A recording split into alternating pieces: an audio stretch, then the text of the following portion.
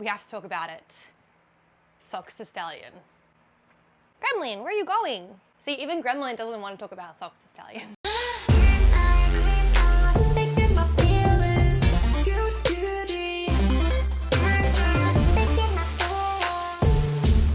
First video of 2025, and I thought that I would kick off the year talking about a very controversial topic, which if you're watching this video, obviously you already know what we're going to be talking about.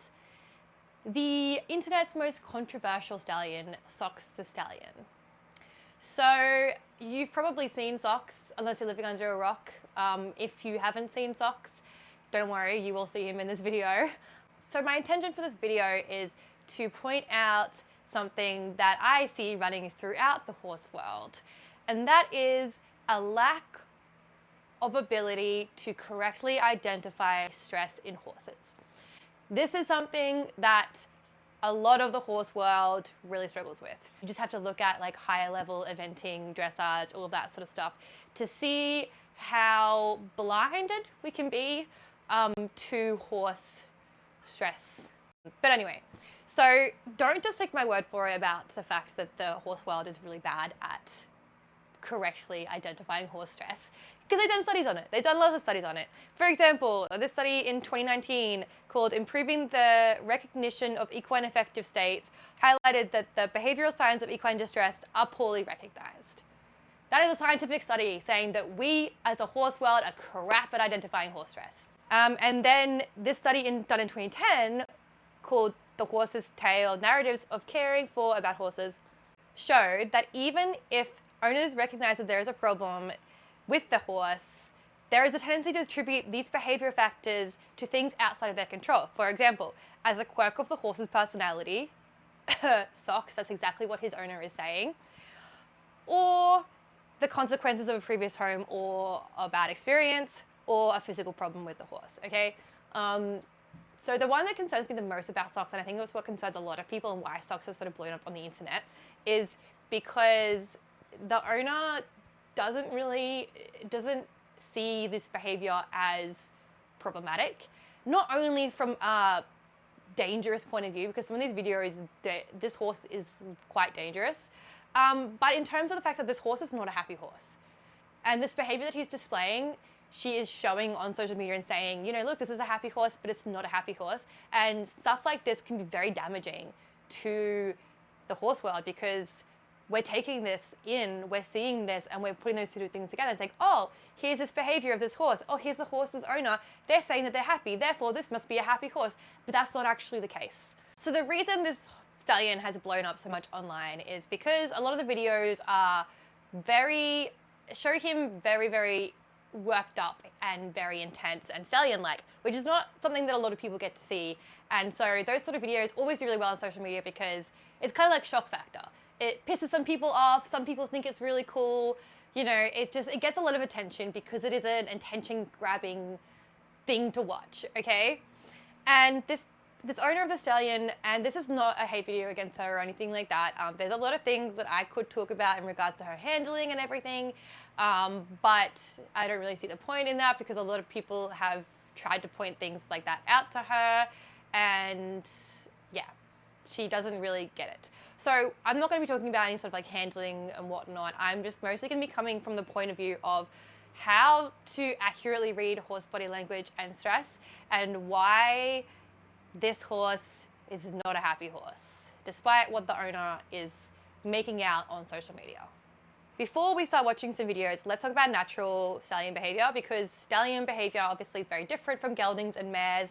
And a lot of people don't get a lot of interactions with stallions, and a lot of times stallions are kept in situations that are quite unnatural for the horse, so it cause certain behavioral issues, I guess.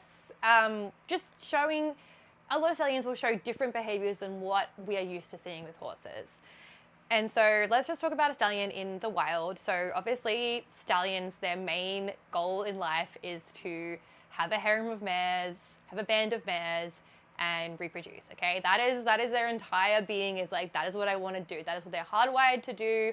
That's what their hormones are telling them to do. So a stallion will ideally have a bunch of mares, But obviously there's going to be a lot of bachelor stallions as well. So there's stallions that maybe are a bit younger or that are a bit older that haven't got mares. Either they had a harem at one point and it got stolen, or they haven't actually got one yet because they're young.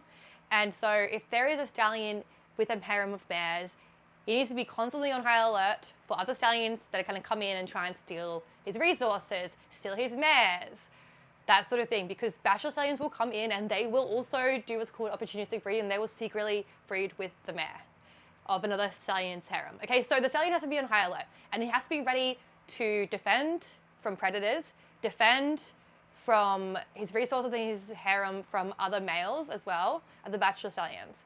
And so obviously their stallions are a lot more vigilant than other horses. You know, a gelding and a mare isn't really going to care that much other than in terms of like a separation anxiety thing about a lot of horses coming and going, whereas a stallion always has to be aware of what's going on, who's who, who's doing what, because that's in the core of their being. That is what they're driven to do. So obviously social hierarchy and, you know, dominance, I'll say that, is very important to stallions, okay? Unfortunately, though, we tend to keep stallions isolated by themselves, which I do believe is the case for Sox. He is kept away from the horses. He's just kept by himself. Ideally, if you have a stallion, it is best to keep them with some geldings if your stallion isn't dangerous, because keeping your stallion by itself is not very good for their brain, okay? It's not very good for their mental health. You're going to be getting more problem behaviors. You're going to have a higher level of stress for the stallion because it's unnatural. It's the most unnatural thing you could possibly do. But because of the way that we keep horses these days, a lot of horses are kept in isolation. A lot of stallions are kept in isolation. They're expensive. You know, they can be hard to handle. So unfortunately, most of the stallions that you'll see these days are kept in isolation. But still, it is very unnatural for them, okay? Something that stallions will do, and this is something that we've probably all seen with pretty horses on the internet, like photos of stallions, you know, having fights. They're called mock fights, okay? Because when you think about it, if you're a wild horse and you're constantly interacting with these other males and you're constantly needing to defend your harem, you're not going to be wanting to make physical contact, okay? Because the more physical contact you're making in like a fight, the more risk there is for you to get hurt. And if you get hurt in the wild, if you get a cut on your leg, there's a high chance that you're going to die, okay? So horses are not stupid, they're aware of this. So that's why they do what's called mock fighting. And this is similar to like what an animal will do when they're playing. It's where there's a lot of posturing, there's a lot of, so for example, for stallions, they will be doing like striking, they will be doing rearing, they will be doing arched neck, they'll be snorting, they'll be pawing, that sort of thing. That's posturing. That is them. It's like a mock fight. So it's like saying, hey, look at me. I'm really big and tough. Yeah, I'm bigger and tougher than you. Don't come get me. Yeah, no, I'm going to, you know, because I don't actually want it to get physical, okay? They're only going to resort to getting physical if it becomes like almost like a threat to their life. They don't want to be getting physical, okay? They want to be doing mock fights because that's how they're going to be able to survive for longer, and that is how they're going to be able to pass on more of their genetics. And I'm talking about this because this is something that I'm going to be diving quite deep into in this video in regards to Sox, because a lot of the videos that the owner is posting that concern me the most are the videos of him playing when this is clearly a situation of a mock fight, okay? It's posturing, it is not play, and it is something that is quite stressful for a stallion. It's natural, yes, to say they do it, but it comes with quite a level of stress. But yeah, I want to talk about that a bit more later because I want to show you some videos first because I think that's going to help you understand. So let's just keep in mind that's something that stallions will do, is they will mock fight, and it is natural behavior that does involve some degree of stress, okay? So let's talk about stress, okay? Because there is a lot of subtle signs of stress that a lot of people will miss. It's like one of those things, it's like once you see it, you can't unsee it.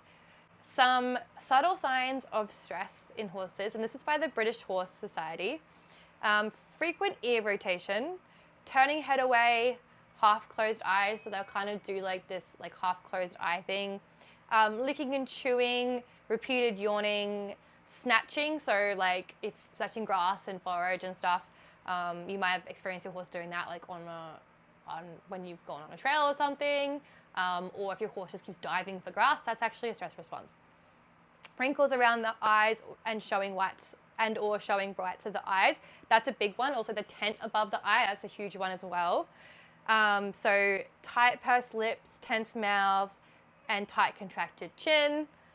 So increased tail movements and swishing, fidgeting behavior, so stomping feet, pawing, mouthing, snorting, so mouthing, biting, snorting, flared nostrils, freeze and stare, fixed, unmoving ears directed towards one source, immobility of tail. So that's more of like your freeze response in response to like a stimulus that the horse finds concerning. But again, it's a sign of stress.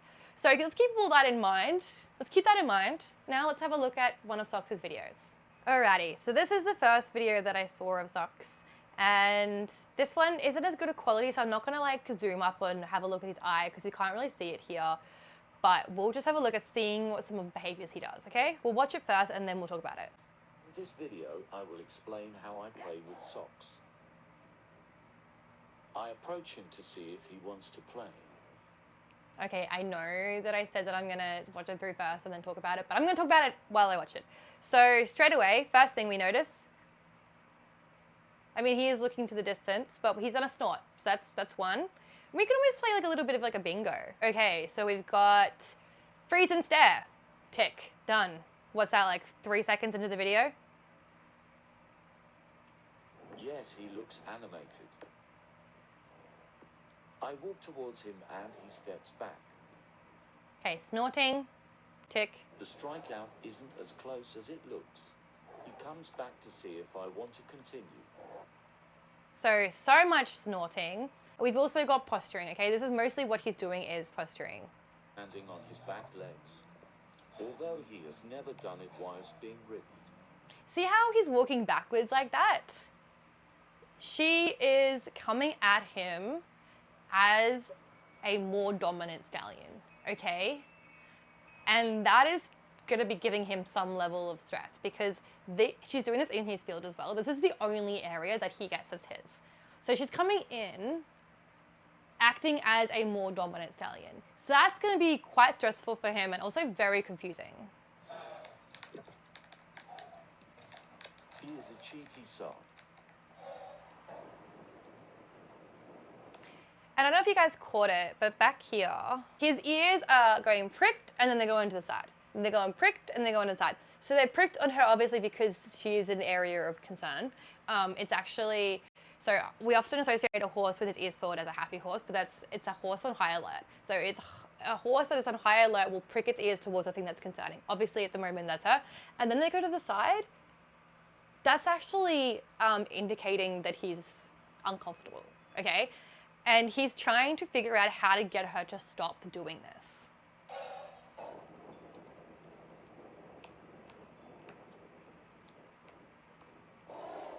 See, that, I mean, it looks cool, I guess, but that is classic stallion posturing in a mock fight. That is not a play behavior. The snorting, the arched neck, and that pawing like that, that is not play. Note how he keeps me safe.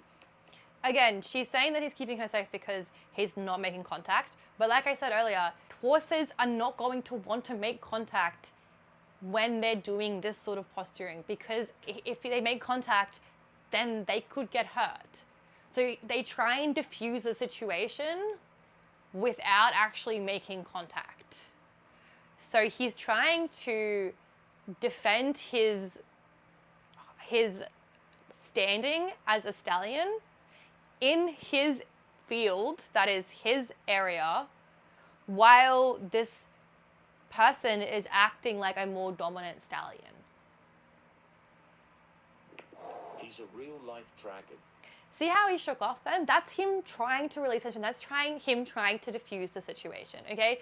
It's giving him a level of stress. So he's trying to regulate the situation, trying to regulate his nervous system. He's trying to communicate, can we stop doing this, okay? This is stressing me out. I'm submitting to you as a stallion. let's stop, okay? It goes like a sprint in a box. And now she's worked him up to a point where his adrenaline is so high, he has no outlet for that because he's stuck in this little tiny field. And so this is not him being happy. This is a horse that is so worked up that it's now just gone like to some level of like non-fun zoomies. And the fact that she says that she's done this a lot, that's so concerning to me because this is not a fun situation for him. This is a very stressful situation for him. And the fact that she does this all the time, that just makes me feel really sad for him. And then here's another video where you can actually see a little bit better the eyes and stuff. So I'm going to be pausing and zooming up so you guys can see. Comes my boy. Not the bite. Alrighty, so look at this straight away. Tight muzzle. You've got the tent above the eyes, the wrinkles above the eyes. And then the biting, the mouthing. I'll talk a little bit more about that later because there's a few videos of him doing that. But, tick, another one off the stress bingo card. Mouthing is an indication of stress. Biting like that is an indication of stress. He's not initiating play. He just doesn't know how to interact. All of his interactions with this human are so confusing to him. He doesn't understand how he's supposed to be reacting, to be interacting with this human. Biting. Okay, if this was coming from a play, his eye and his mouth would not look like that. Okay? Tick off the bingo card. Tight pursed lips, tense mouth, and tight contracted chin. Wrinkles around the eye. Play only happens in a relaxed state. If play behaviors are happening and it's not, the animal is not showing that it's in a relaxed state, then it's not play. Hi, handsome. All right, so I think this is her going to catch him in the field. So straight away, he sees her and he yawns. Again, tick off the bingo card. Can you come and play? Head shake, tick off the bingo card. Sign of stress. She hasn't even interacted with him yet. Want me to catch the money? Oh, you do want to play. Oh, you do. Okay, turning away. He knows that this interaction is about to start happening and he knows that it causes him stress. And he's trying to communicate that with her and she's not picking up on what he's putting down. You do. My goodness. Hang on, let me just go back a little bit. Look at that eye! Look at that eye!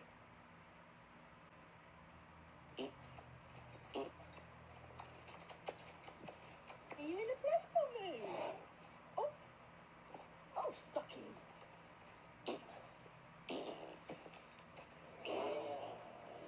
Okay, look, that is not a happy horse. That is not a happy horse. That is a very stressed horse. This whole interaction is causing him so much stress.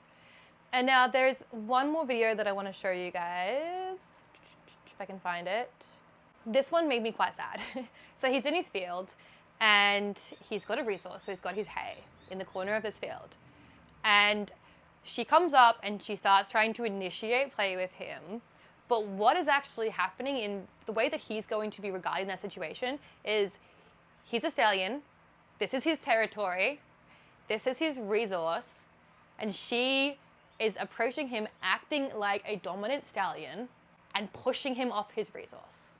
And you see him posturing and you see him trying to defend the resource. And in the end of the video, he actually ends up just running away. And she's taking it all as play. So I want you to watch this and see if you can pick up any like signs of stress that I've been pointing out. See if you can just pick it up yourself. To play. Me and my human do it every day. I reel up high and do little leaps of glee. It's natural behavior. I'm a stallion music. I am told that I should act like a horse with no balls. But to me, they're just... She's just really, really lucky that he has quite a good temperament, because if you're backing a horse up into a corner like this, especially a stallion, that can turn quite dangerous quite quickly. Obviously, she's had this horse for his entire life. She's been doing this with him her entire life.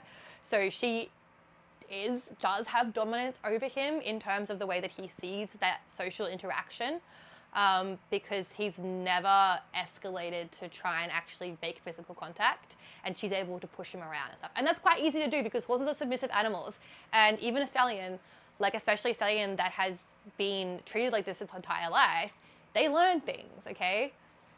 Doesn't make any sense at all. Why would a stallion not show off his mood? See, he's trying to stay around that resource. He's trying to protect that resource because he is perceiving the situation that she's trying to push him off the resource. I always make sure I'm careful with my hooves. I know I'm large and my human is small, so I'm Okay, and she's pushing him further and further away, okay? careful when we play. I wouldn't want her to fall. So he gets back, I've never- and then he tries to have another mouthful, but she comes over again. I'm just extremely loud when I sing my stallion song. I jog round in a pretty little trot. You say it's outrageous, but it certainly is not. And then eventually, So go your way, I wish you he just runs off. follow me. And like, I just feel really bad for the stallion. I really do. But anyway, I hope you guys can sort of see what I'm talking about there in terms of the fact that it's not play, and trying to think about the situation from how the horse would be perceiving it based on what we know about the way that stallions interact with the world.